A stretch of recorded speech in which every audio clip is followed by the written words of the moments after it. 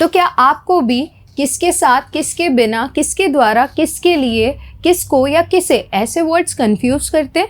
तो ये वीडियो आपके लिए, क्योंकि आज के इस वीडियो में मैं आपके कंफ्यूजन को दूर करने वाली हूँ और आपको बताने वाली हूँ कि इन WH वर्ड्स का यूज़ आप कैसे कर सकते हैं और इनसे क्वेश्चन और आंसर कैसे कर सकते हैं। तो ये वीडियो आप सभी के लिए बहुत ही यूज़फुल होने वाला है। बने रहिए वीडियो के एंड तक। चलिए बिना किसी देर के वीडियो को स्टार्ट करते हैं।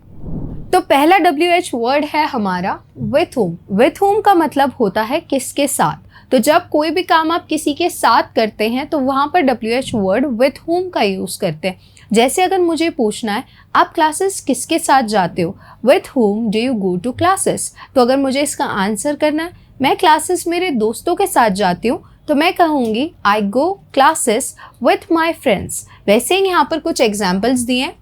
आप किसके साथ जा रहे हो, with whom are you going. With whom are you going, तो मैं मेरे दोस्तों के साथ जा रही हूँ। I am going with my friends. आप इस तरीके से इसका आंसर कर सकते हैं। Next, with whom did she have lunch, मतलब उसने लंच किसके साथ किया। नेक्स्ट सेंटेंस है हमारा कि कल रात आप किससे बात कर रहे थे या तुम किससे बात कर रहे थे। With whom were you talking last night. तो मैं कल रात मेरे पेरेंट्स से बात कर रही थी। I was talking with my parents last night. इस तरीके से आप इस क्वेश्चन का आंसर कर सकते हैं। With whom does he usually work, वो अक्सर किसके साथ काम करता है। Next, with whom will you share the price, आप प्राइस किसके साथ शेयर करोगे, किसके साथ बांटोगे। नेक्स्ट WH वर्ड देखते हैं फॉर whom। फॉर whom का मतलब होता है किसके लिए। जब आप जानना चाहते हैं कोई चीज़ किसके लिए है तो वहाँ पर आप क्वेश्चन फॉर whom से पूछते हैं। जैसे अगर मुझे कहना है कि गिफ्ट किसके लिए, for whom is this gift, ये फ्लावर्स आपने किसके लिए खरीदे, for whom did you buy these flowers. अब अगर मुझे इसका आंसर करना है कि ये फ्लावर्स मैंने उसके लिए खरीदे, I bought these flowers for him. Examples और देखते हैं। जैसे मैंने आपको बताया कि ये गिफ्ट किसके लिए, for whom is this gift. For whom are you doing all this, आप ये सब किसके लिए कर रहे हो। फॉर एग्जाम्पल अगर मुझे इसका आंसर करना है कि ये सब मैं मेरी फैमिली के लिए कर रही हूँ, तो I am doing all this for my family. Next, for whom should I leave this message, मुझे ये मैसेज किसके लिए छोड़ना चाहिए। ठीक है। Next, for whom is she waiting, वो किसके लिए वेट कर रही है, किसके लिए इंतज़ार कर रही है। Next, for whom did you buy this book, आपने ये बुक किसके लिए खरीदी। तो इन सभी सेंटेंसेस में आप देख रहे हैं कि कोई काम किसके लिए हुआ है। ये पूछने के लिए आपने क्वेश्चन किया है फॉर whom से, उस व्यक्ति के बारे में जानने के लिए आपने क्वेश्चन किया है फॉर whom से। नेक्स्ट WH वर्ड देखते हैं। नेक्स्ट WH वर्ड है हमारा बाय whom। इसका यूज़ आप करते हैं पैसिव वॉइस में। ठीक है। जैसे अगर मुझे कहना है कि मेरे द्वारा इंग्लिश पढ़ाई जाती है, इंग्लिश इज़ टॉट बाय मी। अब अगर मुझे इसी में क्वेश्चन करना है कि इंग्लिश किसके द्वारा पढ़ाई जाती है, by whom is English taught. तो जब भी कोई काम किसके द्वारा किया जाता है या कोई काम किसके द्वारा किया जा रहा है ये आप जानना चाहते हैं तो क्वेश्चन आप बाय whom से पूछते हैं। एग्जाम्पल देखते हैं। By whom was this painting made, ये पेंटिंग किसके द्वारा बनाई गई। By whom was the decision taken, निर्णय किसके द्वारा लिया गया। ठीक है। By whom were you invited, आप किसके द्वारा इन्वाइट किए गए। नेक्स्ट सेंटेंस है by whom is the work being done, काम किसके द्वारा किया जा रहा है। Next, by whom should this task be completed, ये टास्क किसके द्वारा कंप्लीट किया जाना चाहिए। तो जब भी आप जानना चाहते हैं कि कोई काम किसके द्वारा किया जाता है, ठीक है, उस काम को करने वाला व्यक्ति कौन है, तो वहाँ पर आप क्वेश्चन करते हैं बाय whom से। नेक्स्ट WH वर्ड देखते हैं विदाउट whom। विदाउट whom यानी कि जिसके बिना, जिसके बिना आप कोई काम नहीं कर सकते हैं, जिसके बिना कोई काम नहीं किया जाता है, तो वहाँ पर आप क्वेश्चन पूछते हैं विदाउट whom से। एग्जाम्पल देखते हैं। Without whom can't you live, मतलब आप किसके बिना नहीं रह सकते हो। अब जैसे अगर मुझे इसका आंसर करना है मैं मेरी फैमिली के बिना नहीं रह सकती हूँ, तो I can't live without my family. For example अगर मुझे बोलना है कि मैं उसके बिना नहीं रह सकती हूँ, I can't live without him. ठीक है। Next, without whom is the team incomplete, तो टीम किसके बिना अधूरी है, किसके बिना इनकम्प्लीट है। फॉर एग्जाम्पल अगर मुझे इसका आंसर करना है कि टीम MS धोनी के बिना अधूरी है, तो मैं कहूँगी the team is incomplete without MS Dhoni. ठीक है। Next, without whom did you go to the event, आप किसके बिना इवेंट में गए। अब यहाँ पर डिड है, तो यहाँ पर मैं गो के लिए जब अफर्मेटिव में आंसर करूँगी तो मैं गो की जगह यूज़ करूँगी वेंट का। तो I went to event without my friends, यानी कि मैं मेरे दोस्तों के बिना इवेंट में गई। ठीक है। Without home would this plan fail, ये प्लान किसके बिना फेल हो जाएगा। ठीक है। Next, without home is she feeling lonely, वो अकेला किस लिए महसूस कर रही है या किसके बिना वो अकेला महसूस कर रही है। नेक्स्ट देखते हैं।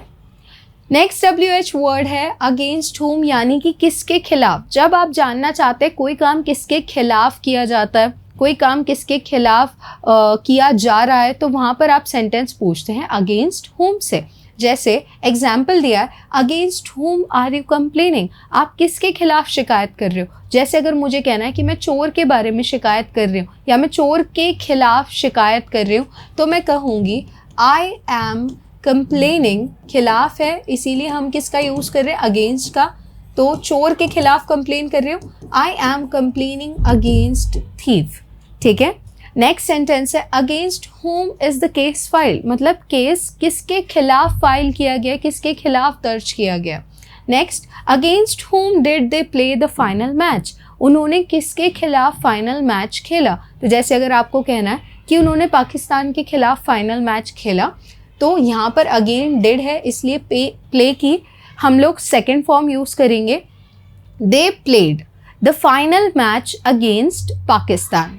Next, against whom is this protest, मतलब ये विरोध किसके खिलाफ है। तो मुझे अगर कहना है कि ये विरोध गवर्नमेंट के खिलाफ है, तो मैं कहूँगी this protest is against the government, the protest is against the government. ठीक है। नेक्स्ट सेंटेंस देखते हैं, against whom are you fighting, तुम किसके खिलाफ लड़ रहे हो।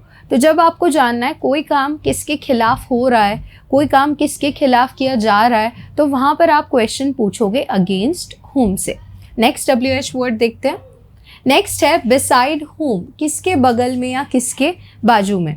ठीक है। जैसे अगर मुझे पूछना है कि आप किसके बाजू में बैठे थे, beside whom did you sit. For example अगर मुझे बोलना है मैं मेरे दोस्त के बाजू में बैठी थी, अगेन यहाँ पर डिड है, तो सिट की सेकेंड फॉर्म से मैं आंसर करूँगी कि मैं मेरे दोस्त के बाजू में बैठी थी, आई सेट बिसाइड, मेरे दोस्त के बाजू में, बिसाइड माई फ्रेंड। ठीक है। Beside home was the bag placed, यानी कि बैग किसके बाजू में, किसके बगल में रखा गया था। ठीक है। Beside whom did she stand the photo, तो फोटो में वो किसके बगल में, किसके बाजू में खड़ी थी। ठीक है। Beside whom did he walk during the rally, मतलब रैली के दौरान वो किसके बाजू में चला।